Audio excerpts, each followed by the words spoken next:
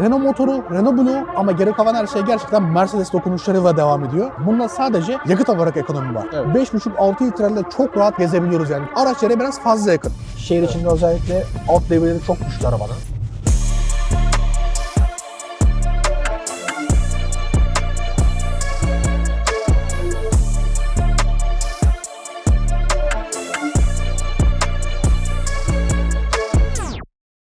Arkadaşlar merhaba, Drive Masters'a hepiniz hoş geldiniz. Bugün konuğumuz W176 Facelift A180 AMG ile birlikteyiz. Şimdi aracın tasarımından başlamak istiyorum önce ama en önemli can alıcı noktaya gireyim. Arabamız normal şartlarda hani herkesin dilden dile dolaşan var da Renault motorlu. Önce motordan başlayalım. Motor zaten bildiğimiz, en başına da bahsettiğimiz Renault-Nissan işbirliğiyle geliştirilen 2003-2004'ten beri zaten ülkemizde olan, yaklaşık 20 yıldır hala kullanılan, şu anda hatta Blue DCi olarak geçiyor, K9K ailesinin en güzel, en verimli, en tatlı üyelerinden. Şimdi Euro 6 motorumuz var. 116 beygir, 260 Nm tork. Renault motoru, Renault Blue ama geri kalan her şey gerçekten Mercedes dokunuşlarıyla devam ediyor. Öncelikle beyinden bahsedeyim, Eco'dan bahsetmek istiyorum. Tamamen Mercedes'in kendisi için geliştirmiş olduğu bir Eco var üzerinde. Çünkü aracımız normalde EDC şanzımanla uyumlu bir motora sahip ama Mercedes bu konuda Eco'nun üzerinde oynamalar var. 7G DTC şanzımanla DCT, yanlış söyledim. Ya İngilizcesi aklımda, Türkçesi. Ama şey çok güzel mesela, çok hoşuma gidiyor. 7G, 7 gear, 7 vites, DTC, DCT, bak yine tersinden söyleyeyim, DCT, Dual Clutch Transmission. Abi çok güzel ya, bu açılımları seviyorum yani. Çift kavrama bir şanzımanımız var üzerimizde. Dediğim gibi Eco tamamen Mercedes'e ait. Aynı şekilde soğutma sistemlerinde ve böyle gaz steplerinde gerçek anlamda Mercedes olduğunu hissedebiliyoruz. Renault'dan bu bizi gerçekten ayırıyor yani. Asıl meselemize gelelim. Aracımız dediğimiz gibi Renault motorlu olduğu halde tamamen böyle ısı ve ses yalıtımı içeride tamamen farklı bir şekilde. Yani bildiğimiz böyle Clio'lardan, Megane'lardan biraz ekonomikliğe alışkınız ya. Bunda sadece yakıt olarak ekonomi var. Hani geri kalan gerçekten her şey Mercedes diyebiliriz bunun için. Şanzımanımızdan biraz bahsetmek istiyorum. Hazır dışarıdayken. Yani Mercedes'in kendisine geliştirmiş olduğu 7 ileri çift kavrama bir şanzıman var. Bu 7. viteste zaten yakıt ekonomisi sağlıyor. Aynı bildiğimiz EDC şanzıman gibi 1. 3. 5. 7. vitese bir kavraması var. 2, 4, 6'ya da ayrı bir kavraması var. Çok güzel bir kombinasyonu var. Renault'lardan farklı olarak gerçekten gaz tepkisi çok iyi. Şanzıman güzel bir Mercedes şanzıman, çift kavramalı bir şanzıman. Direksiyon arkası kulakçık, viteslerin tepkisi çok güzel. Yolda özellikle bunlara değineceğiz. Dediğim gibi asıl meselemiz ne? Renault motorlu ama biraz da olsa Mercedes hissiyatlı bir otomobille beraberiz. Şaseden biraz bahsetmek istiyorum. Çünkü Mercedes A, B, GLA ve CLA serileri için özel bir tabii ki de platform tasarladı. Bu da MF8 platformu. Bu tarz düşük hacimli kendi geliştirmediği motorlara uyum sağlaması için gayet güzel, rigid bir şasi ama daha çok böyle yakıt tasarrufu, performanstan ziyade yakıt tasarrufu sağlayan bir şasi. Tabii ki de bunların da A43'leri, CLA43'leri falan var, onları saymıyoruz. Tasarımına gelmeden önce Bilirim Bey'i takdim edelim buraya. Merhaba abi. Evet Bilirim, hoş geldin abicim. Hoş bulduk. Öncelikle bu güzel aracını bizden paylaştığın için çok teşekkür ederiz sana. Ben teşekkür ederim. Biraz kullandım. Keyif aldım. Ben ilk çıktığı zaman kullanmıştım 200 serisini. 180 dizelini ilk defa kullandım. Ama bu kadar gerçekten Renault'dan farklı olacağını düşünmemiştim. Özellikle ses konusunda gayet başarılı. Kaputu kapattığımız zaman zaten burada arkalardan da belli olduğu izolasyonlar ses için yapılmış, yukarı arkaya ısı için yapılmış. Hani kaputu kapattığımız zaman motoru gerçekten arabanın içine sesini neredeyse hani benzinli araba kadar az denilebilecek bir seviyede duyabiliyoruz yani. Evet. Bu çok şaşırtıyor öncelikle. Bir de sana şunu söylemek istiyorum. Sen Audi A3'ten geçmiş bir insansın. Evet. Onu da biliyoruz. Arasındaki farkı böyle basitçe anlatabilir misin mesela? Nelerle karşılaştın? Arkadaşlar için de böyle bir güzel bir karşılaştırma olabilir. Şimdi Audi A3'ü daha yeni sattım. Hatta Mercedes'i daha yeni almıştım. Şimdi Yaklaşık 2 hafta falan oluyor tabii zaten. 2 hafta aralıklarla aşırı farkı zaten ilk önce direksiyonda fark etmiştim. Sertliği. Tabii sertliği, o bana verdiği güveni. Yani burada yakaladım, Mercedes'te yakaladım düşünüyorum. Çok rahat bir şekilde. Yakıt tüketimi olarak da yerinde yakıt tüketimi, her şey çok iyi. Tam oraya gireyim. Mesela fabrika verileri 4-4,5 litrede falan dolaşıyor ama biz şehir içi bu kadar soğuk havaya karşı, hadi tabii yeni bir bakımlı olmanın da etkisi var. Evet. 5,5-6 litrelerle çok rahat gezebiliyoruz yani. Çok dikkat etmeden Evet. böyle şehir içi dolaşabiliyoruz. O da çok güzel. Yani TDI neredeyse aynı, hatta duruma göre bazen daha az yaktığı bile olabiliyor ve tabii ki de Mercedes'in Doğru. içindesin. Aynen öyle. O da bir farkı var yani ikisi arasında. Aşırı derecede fark var yani. Ya kullanıma peki biraz daha sert dediğimiz gibi ama bu güven veriyor. Direksiyona Evet. mesela güven veriyor. Araba A3'e göre biraz daha böyle sert dinamiğe sahip. Evet. Hani virajlarda olsun, hızlanmada falan olsun ama bu da güven veriyor. Hani yol tutuşu açısından Evet. psikolojik olarak aslında temelde aynı yani. top limitleri aynı, anladın mı? Evet. Ama dediğim gibi hissiyat olarak bu biraz daha sportif hissettiriyor. Şimdi tasarımdan başlarsak ön tarafta zaten Diamond panjurumuz var. Gerçekten çok güzel, dikkat çekiyor araba. Aynı şekilde bu arada facelift diye bahsetmiştim. Farlarımız normalde önceki serilerden neredeyse görüntü olarak aynı. Sadece mesela ön tarafta ledler parça parça geliyordu makyajsız kasalarda. Burada tam düz bir led oldu. Ufak tefek tampon dokunuşları arka tarafta zaten devamlı değiniriz. Aslında çok büyük fark yok ama biraz daha modernleştirildi. Evet. O zaman tasarımdan devam edelim. Şeyler çok güzel, mesela alt tarafta böyle fake hava girişleri falan Evet. var. Yani araba gerçekten sanki Gösterişli. bunların mesela A45 serileri vardır ya. Evet. A45'e gerçekten çok güzel atıflar var burada. Hani araba dizel olduğunu pek belli etmiyor. Arkada yazısı olmasa belli etmeyecek Değil yani kalması. görüntü olarak.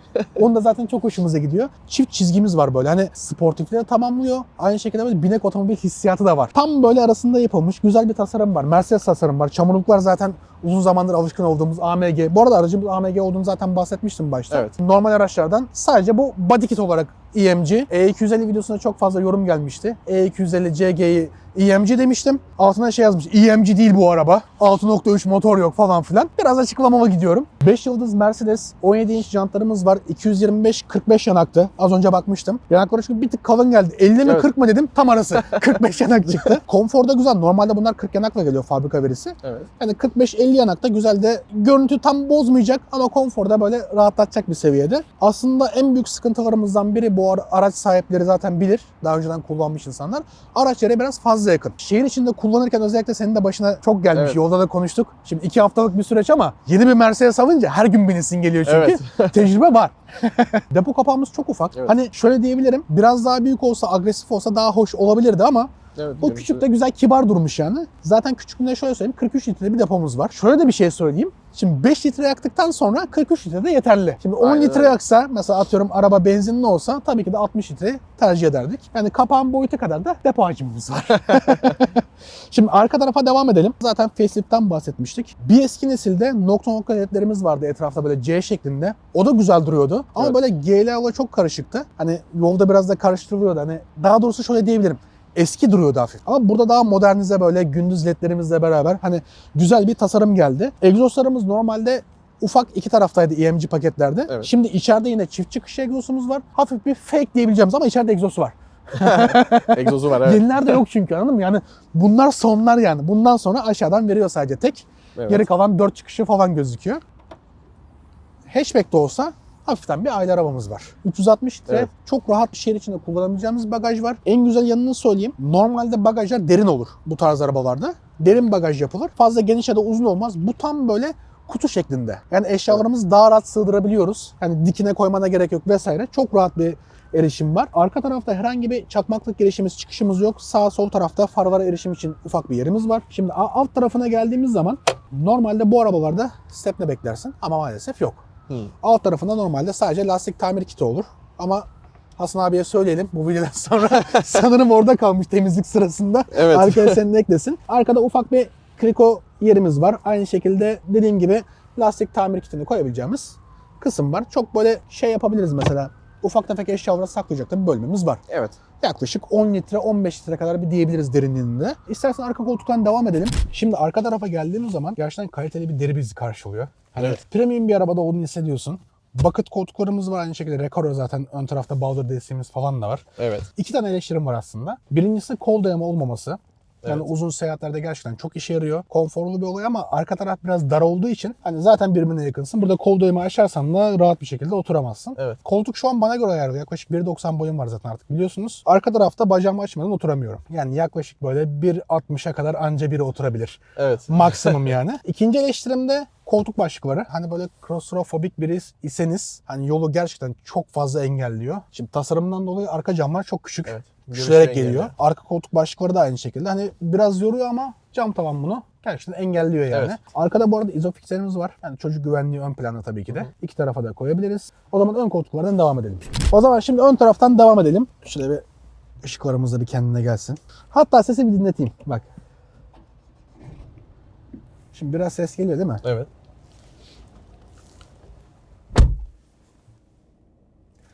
Hafif bir uğultu. Evet. Çok hafif.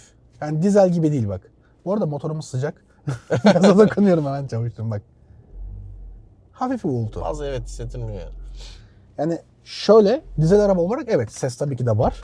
Evet. Ama böyle emsallerine göre kıyasladığımız zaman gerçekten de Mercedes konusunda, olduğunu yalıtım evet. konusunda kanıtlıyor yani araç bize. Şimdi direksiyona geldiğimiz zaman direksiyon biraz daha böyle bu senelerde çok kullanıldığı için Vito direksiyonu da aynı. C serisi de aynı. A'da, CLA'da aynı olduğu için pek böyle bir enteresan diyebileceğimiz bir nokta yok. Sadece direksiyon arkası kulakçıklarımız var. Bu arada çok hızlı. Çift karavan şanzıman. Yolda bunu göstereceğim size. Burada radyo düğmelerimiz var. Sağ taraf telefonla konuşma, Bluetooth bağlantımız var. Sonradan da güzelliği CarPlay arabaya açabiliyoruz ekstra olarak. Mercedes'ten bağımsız olarak. Ekranı da orijinal bir şekilde kullanabiliyoruz. Makyajlı kasalarda sadece. Onun dışında tasarım olarak çok güzel. Şu olayları seviyorum. Böyle jet motoru şeyi var böyle. Güzel bir Tasarımı görüntü var katıyor. yani. Güzel bir görüntü katıyor. Senin A3 gibi düşün. Ama biraz daha böyle premium hali diyebiliriz bunun için. Orta tarafa geldiğimiz zaman basit bir Mercedes radyo sistemi var burada. Her şey zaten elimizin altında. Bir CD çalarımız var. Buradan Dynamic Select düğmesi var. Buradan sürüş modlarımızı ayarlayabiliyoruz. Comfort, Sport, Comfort, Comfort, Eco evet. şeklinde. Ortada klasik olduğumuz dörtlü flaşörümüz var. Yan tarafta Start Stop. Sağ tarafta da park sensörünü kapatmamız var. Klima aşağıda aslında dijital olmasını isterdim ama bunun da bir keyfi farklı ya. Evet. Tık tık tık böyle ayarlayabiliyoruz yani. Güzel. Buradan hızlıca ön tarafta küllüğümüz var. Çakmaklık girişimiz var. Bir 12 voltluk. Ufak böyle bir küllük ama küllük için değil de daha çok böyle bozuk para için. Evet. Çünkü bunu geri çıkaramazsın, temizleyemezsin. Şurada bir gözümüz var. Bu da gayet güzel.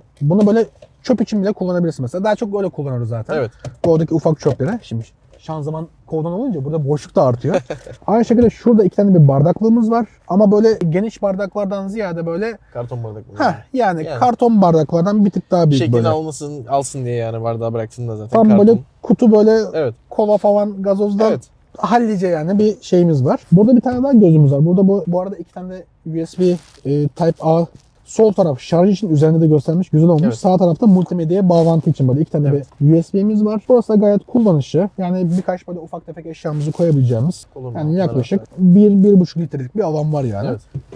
Tavanımız gayet büyük. Açılır bir tavanımız var. Şöyle arkaya kadar yarım kontağı bir alalım. Güzel, analog güzel ya. Evet. Harbiden güzel yani. Bayağı da açılıyor. İçeri de ferahlatıyor. Dışarı doğru açılması da güzel. Baksana git gidebildiğin kadar yani. Şu an ferahladım ben. Bak hemen şeyi de kesti. Perdemizi Perdeyi de elektrikli. Söylememize gerek yok. Çünkü Mercedes'teyiz.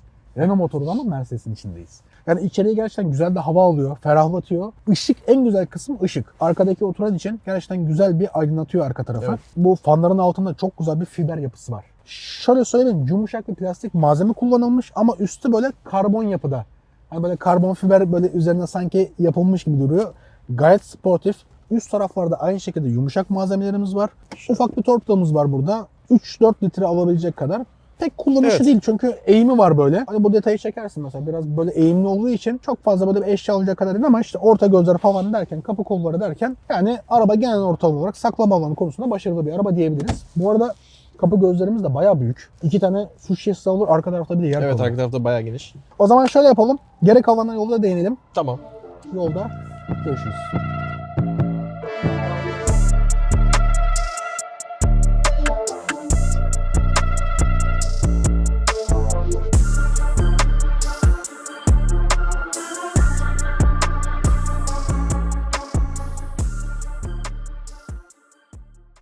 Haydi bismillah. Şimdi yeni serilerin bir yandan da güzelliği şu. Otomatik el freni. Evet. Elektronik. Gaza bastın ama kendini çekiyor. Yani şeyi çok seviyorum, mekaniğini çok seviyorum. Evet. Daha yeni 200E kullandık. Çat çut zaten E250'den sen de biliyorsun Mustafa amcanın arabasından. Evet. Ama bu da bir ayrı yani. Şehir içinde kullanım rahatlığı bunda çok daha fazla tabii. Evet, çok rahat. Şimdi sıkıntılı yerlerimiz mesela. Burada tümsek var. Yani burada çapraz yapman neredeyse hiçbir işine yaramıyor. Sadece yavaş geçmen gerekiyor. Yavaş Bahsettiğin geçtiğin gibi. sürece Evet. tık diye geçecek yani. Hiç İniş, kurtaramıyoruz diyorsun iniş ya. yerde asla fren yapmayacaksın. Evet. Fren yaparsan çünkü bir tık öne geliyor ya araba. Hafif öne yığıldığı için sürtersin. Amortisörlerimiz biraz sert. Hissiyat olarak yüksek hızlarda falan çok iyi bu ama şehir içinde bir tık rahatsız ediyor diyebiliriz. Hani diğer emsallerine göre mesela A3'e kıyasladığımız zaman A3'e göre bayağı bir sert yani. Ama yüksek hızlarda mesela sana güven veriyor bu. Arabanın rigidliğini koruduğu için sana güven veriyor. Bir yerde hem artı hem eksi yani. Sadece şehir içinde dediğimiz gibi ön tamponun alçaklığından dolayı arabanın da biraz yerden yüksekliği biraz yakın olduğu için oradan dolayı bir tık bir zorlayabiliyor tabi. Ama kullanım olarak çok rahat. Çok rahat, evet. Çok da keyifli bir araba. Ne kadar motor olarak kendini şey yapmasa bile ne olursa olsun bir Mercedes'in içindesin. Evet. Yani çok keyifli bir araba. Şimdi birazdan daha düzgün yollara çıkınca iyice keyfini almaya başlayacağız. Buralarda pek keyifli değil. Orta ekran mesela çok güzel. Yani ilk başlarda bu seriler çıktığı zaman ben şey diyordum, emanet gibi duruyor. Ama şimdi güncel arabalara baktığımız zaman da çok fazla büyük ya. Evet. Hani onlara göre de kibar kaldı artık. Şeyleri hariç konuşuyorum mesela. Tek parça Aynen. devam ediyor ya mesela. Evet. Hani onlardan ziyade artık böyle büyük Tesla ekranlara göre falan çok kibar ve şey kaldı. Hani biraz da analog hissettiriyoruz. Yani herhangi bir dokunmatik falan olmadığı için Evet. hani psikolojik olarak böyle bozulma riski de yokmuş gibine geliyor. Yani direksiyon sana biraz sert gelmiş olabilir hani Evet. şeyden sonra, A3'ten sonra. Çok sert bir direksiyon yok yani. Mesela şöyle bir tam gaz verelim. Gayet lineer bir Evet. hızlanma. Şehir içi hani performanslı bir araba bile diyebiliriz yani. Kaç saniye bilmiyorum da tam düze çıktık. Ali aşağı ölçer. Normalde 10.5 saniye. Tam düz fabrika verisi. Yani 10 saniyelerde bu arabayla seyredebiliyoruz yani. Dediğim gibi şehir içi ideal bir hızlanma. Sollamalarda korkutmayacak kadar. Herhangi bir ara sollamalarda. Top speed'i mesela 202 fabrika verisi var. 210'ları falan görenler var. Bu da gayet iyi. Uzun yolda. Hani tabii ki de hız sınırlarına uyarsak çok iyi olur ama sollamada seni üzmeyecek kadar performanslı bir araba. Şimdi ne kadar hacim düşük olsa dizel olarak görsek bile. Evet. Şimdi ben önceki arabamla kıyaslıyorum bunu mesela. Görüş olarak burası bana biraz daha kısıtlı geldi sanki yani. Evet. Audi'ye göre. Sportif tasarımından dolayı dediğin gibi camlar mesela biraz daha küçük. Yandaki Ön aynalardan cam mesela ayna. sol tarafa geçeceğim mesela. Sinyal verirken biraz kendimi öne atıyorum yani. Evet. Bir kontrol amaçlı. Ama mesela böyle sırtımın yerini rahat rahat yaslarken böyle hiç sıkıntı çekmiyorum. Ama bunda Şimdi- biraz da korku veriyor bana. Şimdi Audi'de biraz daha tasarım şeye bağlı. Konfor odaklı. Konfor ve güvenli sürüş odaklı. Burada güvenli sürüş artı sportiflik odaklı. Yani dış tasarım da çok farklı burada. Ara sokaklardan mesela dönerken arka taraf özellikle hafif bir arkaya göz ucuyla bakmaya çalışırsan çok kısıtlı. Aynadan tamamını görmen lazım yani. Hani yokuştan aşağı inerken falan böyle bir kendimi tamamen böyle yukarı attığım da oluyor yani. Böyle aşağı bakıyorum Allah'ım neredeyim acaba falan. Şöyle bir kaldırıp Evet. bakıp böyle bir Evet, hareketler evet. yapıyorsun. Evet. Şimdi sürüş pozisyonu olarak aşağıda bir araba zaten. Bir de üzerine dediğimiz gibi camlar biraz küçük kaldığı için şehir içi kullanımlarında biraz zorluyor. Pek böyle acemi şoför arabası değil diyebiliriz yani. Evet. Özellikle parklar için yani. Ama çok seri bir araba ya. Çok atak bir araba. Alt devirleri çok güçlü çünkü. Evet. Hani 0-100 hızlanmalardan ziyade böyle mesela şu oraya girersin mesela. Gözünün gördüğü yere Evet. girebileceğin bir performansı var arabanın.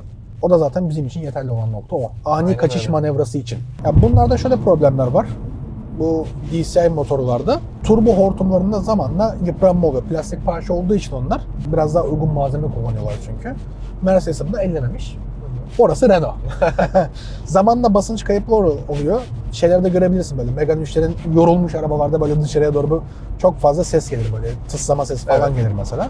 O turbo hortumunda kaçaklarından dolayı zamanla çatlıyor çünkü bu sıcak soğuk Evet. soğuk gördükçe.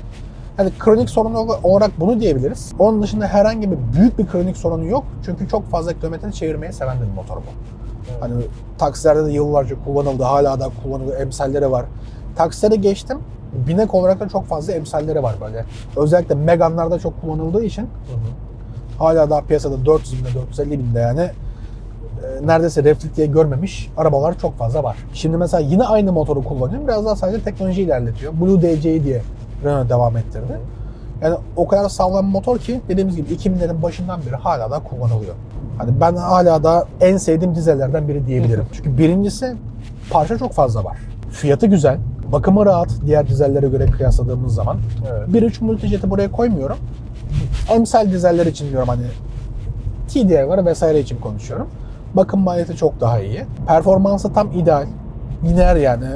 İstediğin performansı veriyor. Aşırısı da yok zaten. Bir de bunun Mercedes'in dediğimiz gibi DCT şanzımanıyla kombine ettiğin zaman biraz daha böyle atak bir sürüş hissiyatı da sana karşılıyor. Evet. Araba biraz daha sportif hissettiriyor yani. Performans olarak bakacaksak biraz altta kalıyor. Evet. O bir gerçek. Biraz altta kaldım. Şu an mesela Eco'dayım ya. Evet. Bak direksiyon çok fazla yumuşamadı. Çok böyle ağlı şavlı yumuşamadı ama gaz tepkisi arabanın tamamen değişti. Değil mi? Farklı bir araba kullanıyormuşum yani. Az önceki Sport'la hiçbir alakası yok arabanın. Kickdown'la almadığın sürece arabanın gaz tepkileri neredeyse ölü diyebileceğimiz Evet. seviyelerde yani. Ama işte o dediğimiz 4,5-5 litreleri de bu şekilde sağlıyor. O da Ekonomunda değil mi? evet. O da küçük bir bilgi yani. Öyle sportta kullanıp da 0-100 denemelerle falan o şeyler yok. Sonra ne kadar yapıyormuşsun, böyle yapmış. Olmaz yani. Şu an hava mesela 11,5 derece. Bu havalarda minimum 5 litre yakar. Normal kullanımda 7-7,5'a kadar. 7,5'a kadar bir esneme payı var.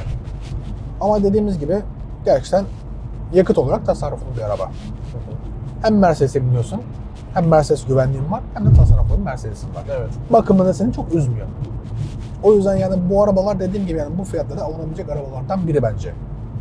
Yani çok keyifli bir video oldu benim için. Dediğim Ben gibi de ilk çok defa teşekkür 1.5 dizelini kullanmış oldum Mercedes'in. 1.6 dizellerini kullandım bu arada C serisinde ama 1.5 dizel A ya da CLA kullanmamıştım.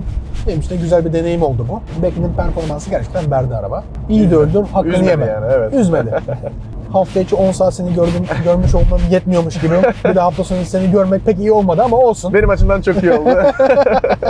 Güzel bir deneyim oldu Evet senin için abi. de. Ben teşekkür ediyorum beni çağırdığın için, davet ettiğin için. Ne demek abicim yani. Çok düşündüm çağırsam mı çağırmasam mı. Çok sıkılıyorum buna dedim ama. Çok konuşuyorduk zaten neyse. bunu. Neyse bakalım seneye güzel sana bir BMW. Evet, BMW'ye geçiyoruz. Teker teker hepsini tatacağız yavaş yavaş inşallah. Yavaş yavaş. Oradan başla. Bir Audi. konfor aldın. Evet. Şimdi Mercedes'te kaliteyi aldın. Şimdi BMW'de biraz spor tutturman Evet. lazım. Hepsini yavaş yavaş deneyeceğiz.